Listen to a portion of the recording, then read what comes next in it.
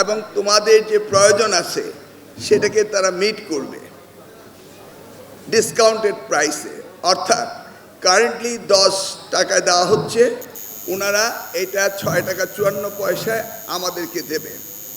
এই অনুষ্ঠানের চুক্তি স্বাক্ষর অনুষ্ঠানের আমাদের সেক্রেটারি সাহেব, তোমাদের প্রিন্সিপাল সাহেব এবং ওপেক্সের রিপ্রেজেন্টেটিভ, শিক্ষক মণ্ডলী এবং আমার ছাত্র ভাইয়েরা, আসসালামু আলাইকুম।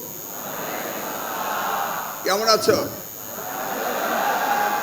কেমন লেগেছে সেই দিন residential model school and college থেকে যখন সংসদ ভবনে গিয়েছিলে? ভালো লেগেছে?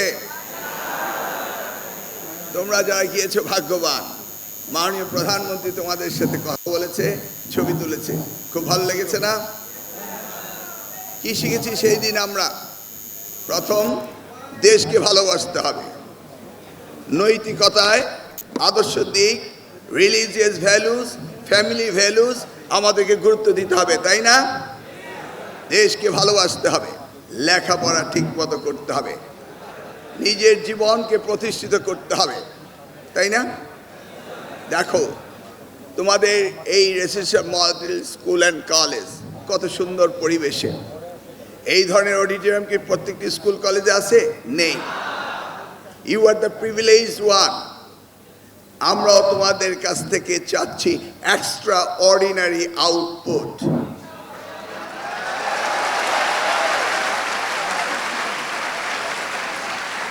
গভর্নমেন্ট ইনভেস্ট করছে তোমাদের জন্য এবং তোমরাও সরকারকে, এই জাতিকে অন রিটার্ন তোমাদেরকে দিতে হবে।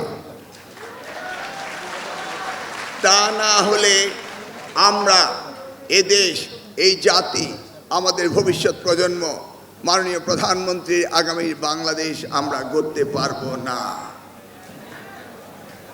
তোমরা সকলেই জানো, শিক্ষা ছাড়া পৃথিবীর কোনো দেশ এগিয়ে যায়নি।